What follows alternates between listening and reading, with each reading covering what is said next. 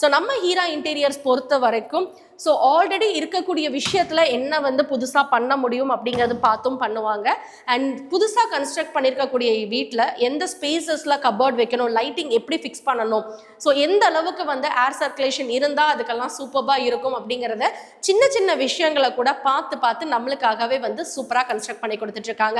So நீங்கள் உங்கள் கனவு இல்லத்தை கட்ட போகிறீங்க, ஆல்ரெடி கட்டிட்டீங்க, இன்டீரியர்ஸ் பண்ணணும்னு காத்துட்ருக்கீங்கன்னா நம்பிக்கையாகவும் தைரியமாகவும் உங்கள் பட்ஜெட்டுக்கு ஏற்ற மாதிரி நீங்கள் உடனே காண்டாக்ட் பண்ண வேண்டியது நம்ம ஹீரா இன்டீரியர்ஸ் தாங்க.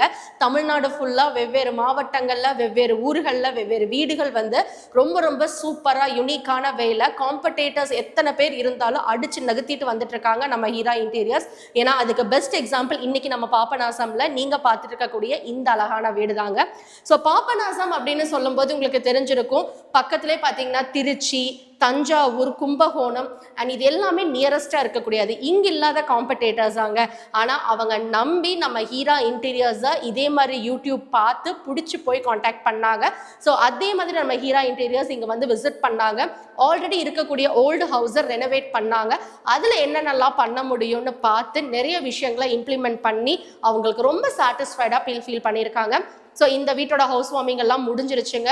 ஸோ நம்மளுடைய கஸ்டமரும் பார்த்தீங்கன்னா இன்னும் ஒரு சில நாட்களில் இங்கே குடியேற போகிறாங்க. ஸோ ரொம்ப ரொம்ப சொன்ன மாதிரியே அவங்க பண்ணி கொடுத்துட்டாங்க அப்படிங்கிறதுக்கான ஃபீட்பேக்ஸும் நம்மக்கிட்ட அவங்க ஷேர் பண்ணிக்கிட்டாங்க.